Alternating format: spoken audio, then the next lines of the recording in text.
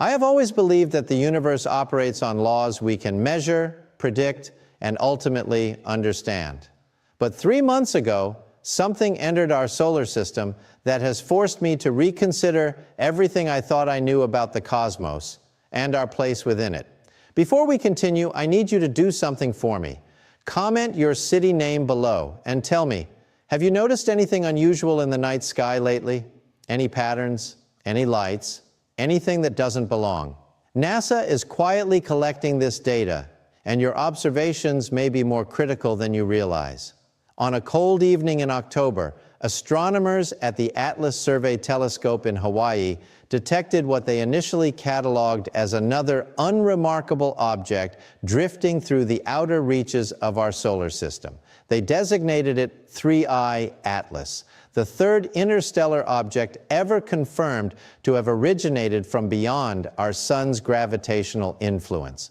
The first was Oumuamua in 2017. The second was Borisov in 2019. Both sparked intense debate. Both left us with more questions than answers. But 3 Atlas would prove to be something else entirely. At first, it appeared ordinary, a distant speck of reflected light moving at approximately 26 kilometers s relative to our sun. The trajectory confirmed it was not bound to our solar system.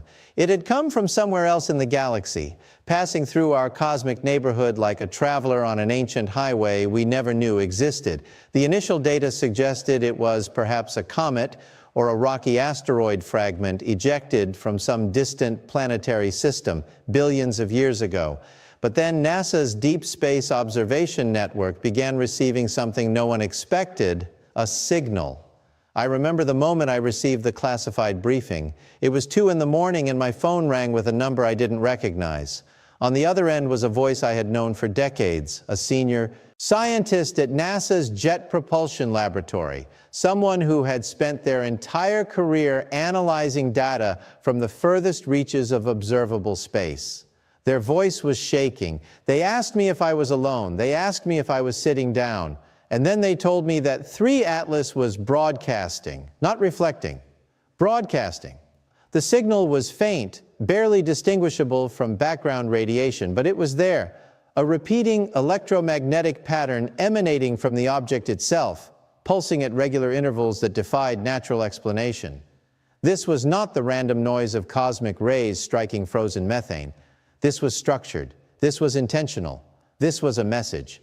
Within 48 hours, every major space agency on Earth had quietly redirected their most sensitive instruments toward 3I Atlas.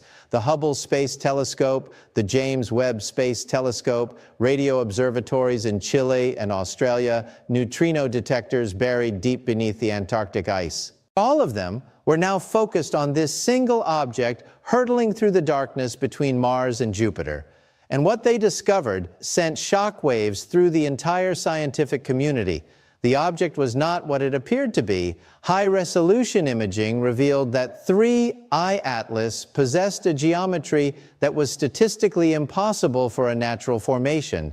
Its surface exhibited patterns, tessellations, symmetries, structural regularities that could not emerge from random accretion or erosion. It was approximately 400 members in length, roughly cylindrical, with what appeared to be segmented sections along its body. But the most disturbing feature was what scientists began calling the apertures, dozens of evenly spaced openings along its surface that appeared to open and close in synchronized patterns like the diaphragm of a camera or perhaps something breathing. I have studied cosmology and theoretical physics for over 50 years. I have calculated the mathematics of black holes, explored the quantum foam at the Planck scale, and contemplated the nature of parallel universes. But nothing in my training prepared me for the realization that was now dawning on the scientific establishment. We were not looking at a rock. We were looking at a machine, and that machine was waking up. The signal intensified as 3I Atlas approached the orbital path of Mars.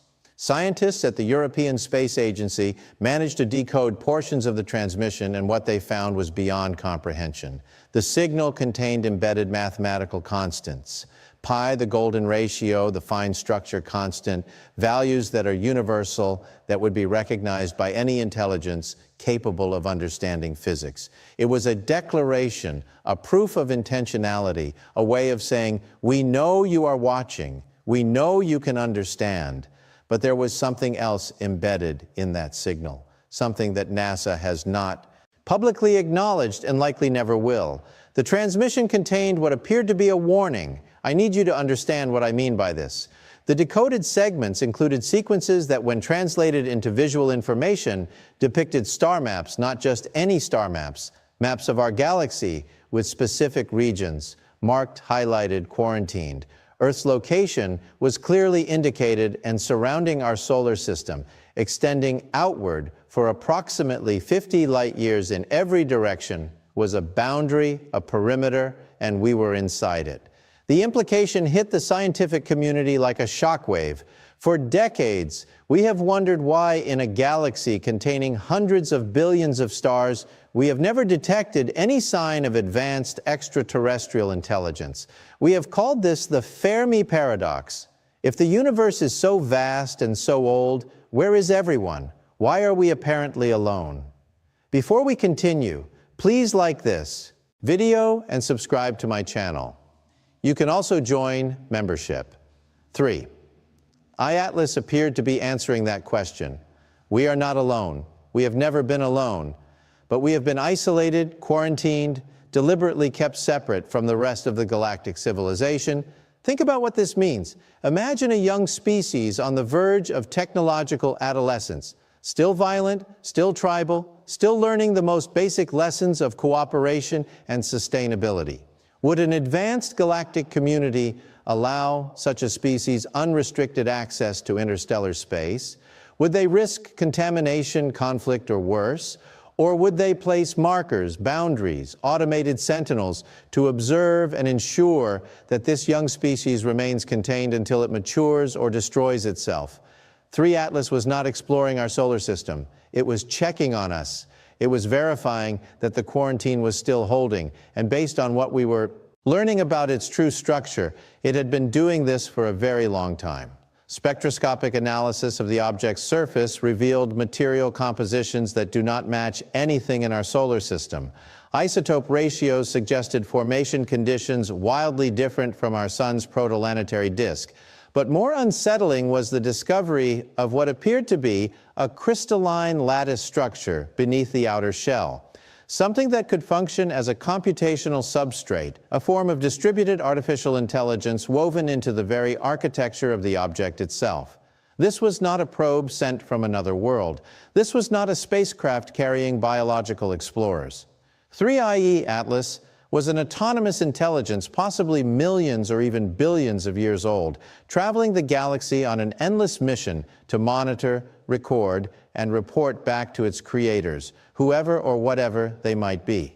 Then the object did something that changed everything. As 3Atlas crossed the orbital plane of Mars, it began to decelerate, not gradually, not in a way consistent with gravitational interactions or solar radiation pressure. It slowed deliberately using a propulsion mechanism we could not detect, but whose effects were undeniable. The object was adjusting its trajectory. It was maneuvering, and its new course brought it into a position where it would pass within 12 million kilometers of Earth, closer than any confirmed interstellar object in recorded history. NASA convened an emergency session with representatives from every major government. The discussion was classified at the highest levels. I was brought in as a consultant because of my work on theoretical propulsion systems and my public credibility should they need someone to communicate a sanitized version of events to the public. What I heard in that room haunts me to this day. Military analysts presented scenarios. If this object was indeed a surveillance device from an advanced extraterrestrial civilization, what were the protocols? Do we attempt communication? Do we prepare defensive measures? Do we do nothing and hope it passes without incident? The room was filled with the most intelligent, most educated minds in aerospace and defense. And every single one of them was terrified because we all understood the underlying truth. If 3 Atlas represented the technology of a civilization capable of creating autonomous machines that could function for geological timescales while traversing interstellar distances, then the gap between their capabilities and ours was not measured in decades or centuries. It was measured in epochs. We were insects attempting to comprehend the intentions of gods. And then the signal changed. On the 19th day after its initial detection, 3 Atlas ceased its repeating mathematical transmission and began broadcasting something new. This time it was abstract patterns or star maps. It was sound, or rather something that could be interpreted as sound when converted from electromagnetic frequencies into acoustic waves. Scientists played the converted audio in the observation room, and what we heard defied explanation. It sounded like voices, thousands of them overlapping, harmonizing, speaking in no language we recognized, but with cadences and intonations that unmistakably resembled communication. Some described it as beautiful. Others said it was the most disturbing thing they had ever heard. I remember thinking that it sounded like the universe itself was trying to speak to us, trying to convey something urgent, something we needed to understand before it was too late. Linguists and artificial intelligence systems were immediately employed to search for patterns, for structure, for meaning, and they found it. Buried within the cacophony was a repeating phrase, a sequence that appeared again and again, consistent and clear. When translated through phonetic analysis and compared against the mathematical foundation of the earlier signal, the phrase resolved into something that shook everyone in that room to their core. Observation complete, status unchanged, containment holding. We were being monitored, we were being evaluated, and we had been judged unworthy of contact. I walked out of that briefing and stood alone in the parking lot, staring up at the night sky. Somewhere out there, invisible to the naked eye, was an object older than human civilization, built by minds we cannot fathom, confirming that humanity exists in a cage we never knew surrounded us. Every dream of exploring the stars, of joining a galactic community, of taking our place among the cosmos, suddenly seemed like the fantasies of a child who does not yet understand the rules of the world they live in. But the story does not end there, because 3 Atlas had one more revelation to deliver. As the object passed its closest approach to Earth and began its exit from our solar system, heading back into the interstellar void from which it came, its outer shell began to unfold. The apertures expanded, revealing an interior structure that was illuminated by an eerie blue bioluminescence, or perhaps something beyond bioluminescence, some form of energy emission. We have no framework to categorize. Telescopic images captured the transformation, and scientists were stunned by what they saw. Inside 3, Atlas was a garden. I use that word carefully, knowing how inadequate it is, but there is no better term for what was visible in those images. The interior appeared to contain organic structures, forests of crystalline shapes that resembled trees, flowing patterns that looked like rivers of light, arrangements that suggested cultivation, intention, design. It was as if the object carried within itself a living ecosystem, a self-contained world preserved and maintained across the vast emptiness between stars. Biologists speculated that this could be a form of panspermia, that 3I Atlas and objects like it might be seeding the galaxy with the building blocks of life, distributing genetic information or even conscious awareness across the cosmos. Philosophers wondered if we were glimpsing the remnants of a dead civilization, their final legacy encoded in autonomous machines that would outlive them by eons. Theologians called it proof of divine creation, evidence that the universe is not random but designed with purpose and meaning. I believe something far more unsettling. I believe 3 Atlas is a library, a repository of consciousness. Every species it has ever observed, every world it has ever studied, preserved in some form we cannot yet comprehend. And somewhere within that garden, within that interior cosmos, is humanity. Our history, our thoughts, our dreams, and nightmares, all recorded, all stored, all carried forward into the eternal night between galaxies. We are not forgotten by the universe. We are documented, cataloged, filed away for purposes we may never understand. The object has now left our solar system. accelerating back to interstellar velocities as it continues its journey to destinations unknown. NASA has publicly acknowledged its passage, describing it as an unusual comet with anomalous characteristics that require further study.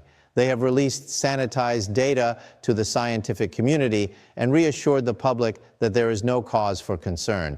But those of us who saw the full picture know differently. We know that we live in a galaxy far stranger and more populated than we ever imagined. We know that we are being watched, that boundaries have been placed around us, that our existence is known to intelligences that dwarf our comprehension. And we know that 3I Atlas is not alone.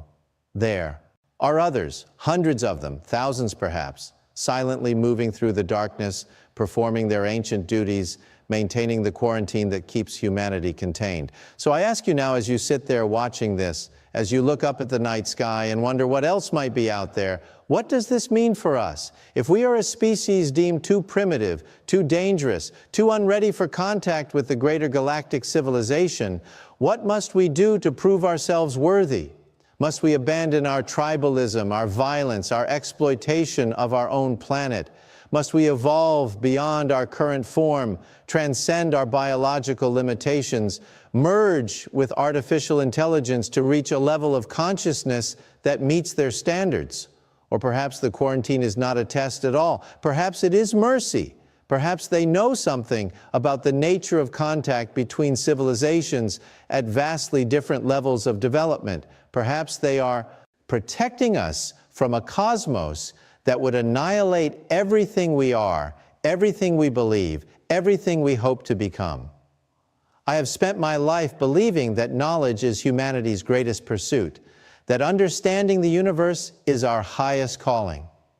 But 3 Atlas has taught me that some knowledge comes with a price, the price of realizing we are small, the price of understanding that we are children in a universe governed by forces and intelligences that do not think we are ready to join them, the price of knowing that the stars we dream of reaching may be forever beyond our grasp, not because of the limits of physics, but because of the limits of our own nature.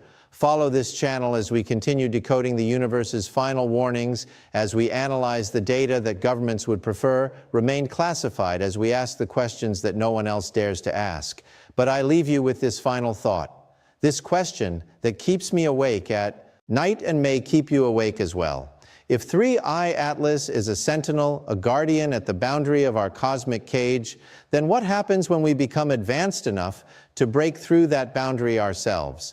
What happens when we develop the technology to leave this quarantine zone to venture out into the galaxy, whether the gatekeepers believe we are ready or not?